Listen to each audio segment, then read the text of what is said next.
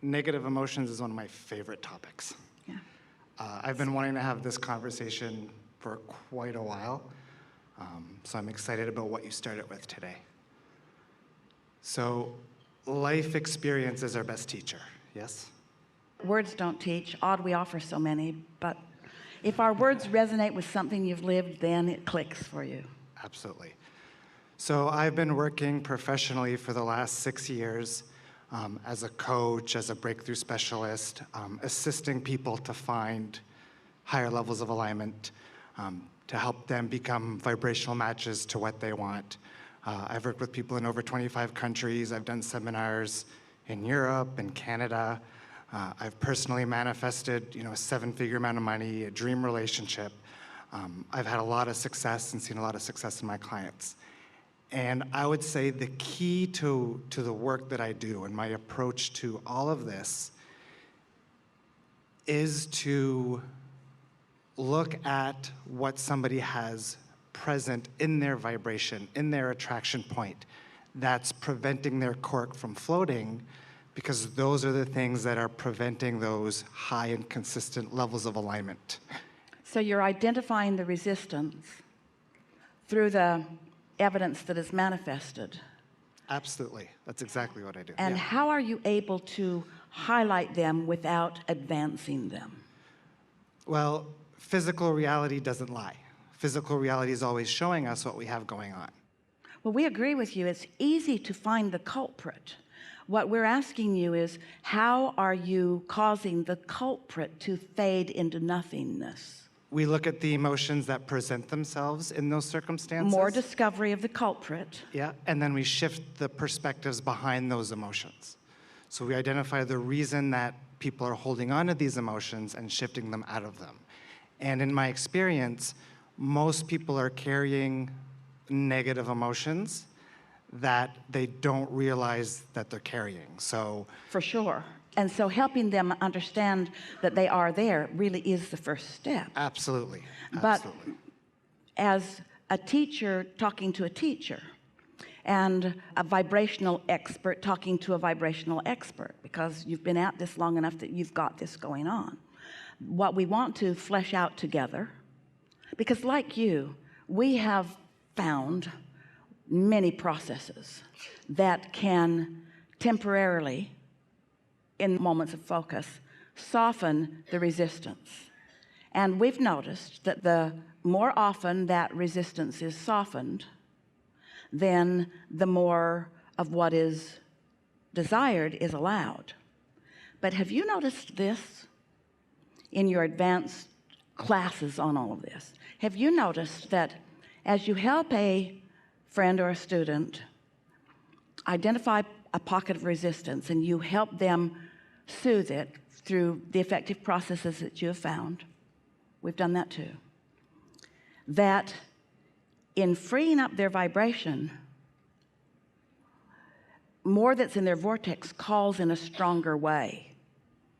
So it calls in a stronger way, which means a whole other level of resistance comes to the forefront that the new desire is now challenging. Does that make sense to you?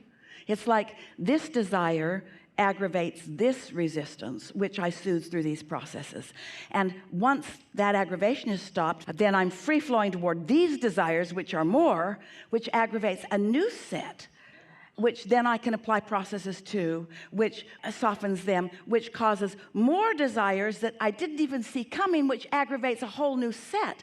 So then life just becomes a constant putting out of brush fires, because there's a never-ending stream. Once I start fixing resistance, every level of resistance that I've ever lived will show itself to me to fix, because I'm getting way too excited about solving resistance. Now just stay with us just for a little bit, because we think this is good, and we think there are millions of people on this planet that benefit from that kind of understanding. But here, we're out here on the leading edge, where we're understanding the laws of the universe in a more powerful way. Would you agree to that?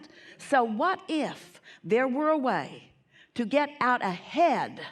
What if there were a way to just acknowledge where I stand right now and everything that's manifested and everything that is ever manifested, therefore every belief that I hold is not important to this equation if I can get out ahead of it in the sense that I can connect with what's in my vortex. What if I could dream or daydream or visualize or dream at night? What if I could find somehow, some way, the vibrational frequency of who I really am now? What if I could just tune to that frequency? Because what you're talking about, and we know because it's been a part of our work too, there are a lot of people that's all they can hear, it's all they want to hear. But that would be like, going back to the radio station analogy, which is bulky, that there is this one station that is just awesome and tuned to everything that I am that makes my heart sing. And instead of finding that frequency by tuning to it, I'm one station at a time getting them off the air. You off the air. You off the air. You were never good. Off the air. You came online when I was 14 years old. Off the air. You, my mother put you on. My mother is the reason that you're there. Off the air.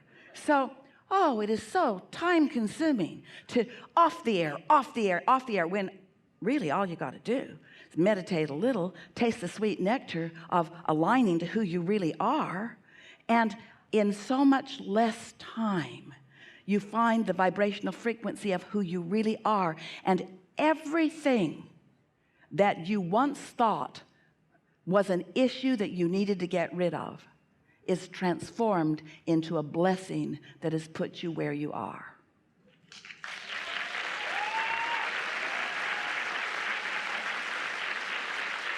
Now, we know for sure you're doing some of that.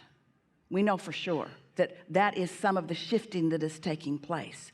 But when you decide to make it your emphasis, because you can show people how to have better life experiences here and there and here and there and here and there, or you can show them how to be who they really are. It's nice to feel a little better. It's ever so much nicer to really know who you are.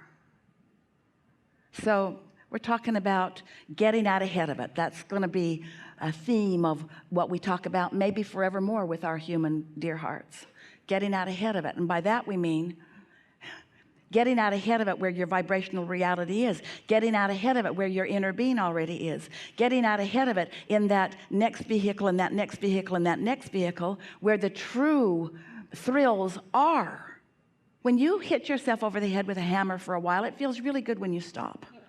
And then you say, that was great success. What did you do? Well, I had this process, and they helped me to understand that that hammer hurts when I hit my head with it. And they showed me how big the hammer is. They showed me how long the hammer's been there. They even showed me the dents in my head that the hammer's been making. And then they tied my hands. They made me afraid of all hammers. They gave me hammer phobia. I swear to God, I'll never pick up another hammer as long as I live. And we say, there's a better way than trying to rid yourself of resistance, because, the art of allowing is the path of least resistance. And the path of least resistance, as you hear this is going to be so important. The path of least resistance is the path of most energy flowing. The path of least resistance is the path that your inner being has already flowed along and defined and holding wide open for you. The path of least resistance is the path that your inner being is calling you toward. The path of least resistance. The path of least resistance isn't saying the path of no resistance. It's not saying you got to get rid of all of that stuff, because every time you try to get rid of that stuff, it just squirts out in another way and another way and another way and another way. But the path of least resistance puts it in the true framework. The path of least resistance says to you, negative stuff is okay, it's good too. The path of least resistance says contrast matters to this creative environment in which we are all a part. The path of least resistance gives permission to the resistance to be part of the mix, you see, and gives you the clarity to navigate in the chaos that is possible into the clarity that is what you really own, who you really are. That's our favorite conversation ever.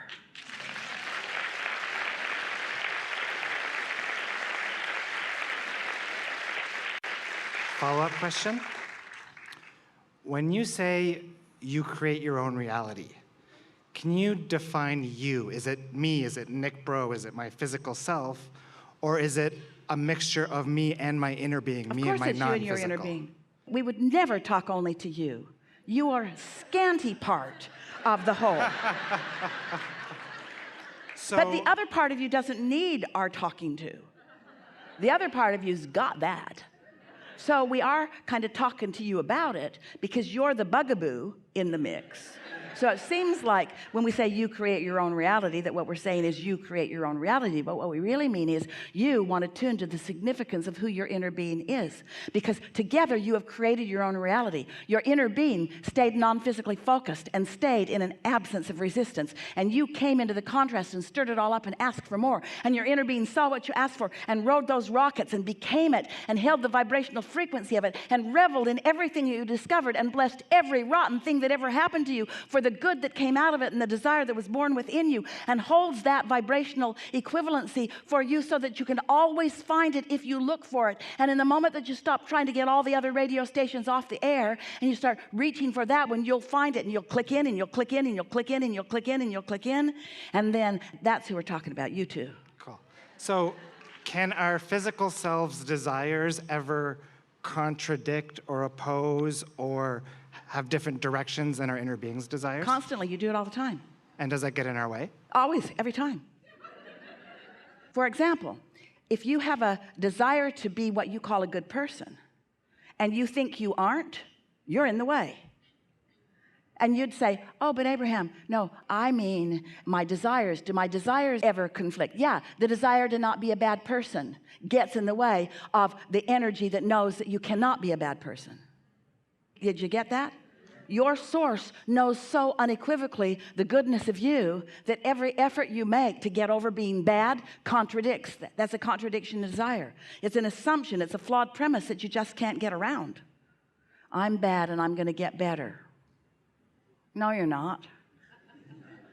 Because it's your opinion that's called you bad.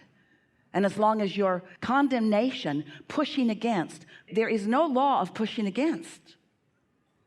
And yet humans seem to think there is. If I can push enough stuff I don't want away, then in its absence I will be left with good stuff. And we say it's attraction, attraction, attraction, attraction, attraction.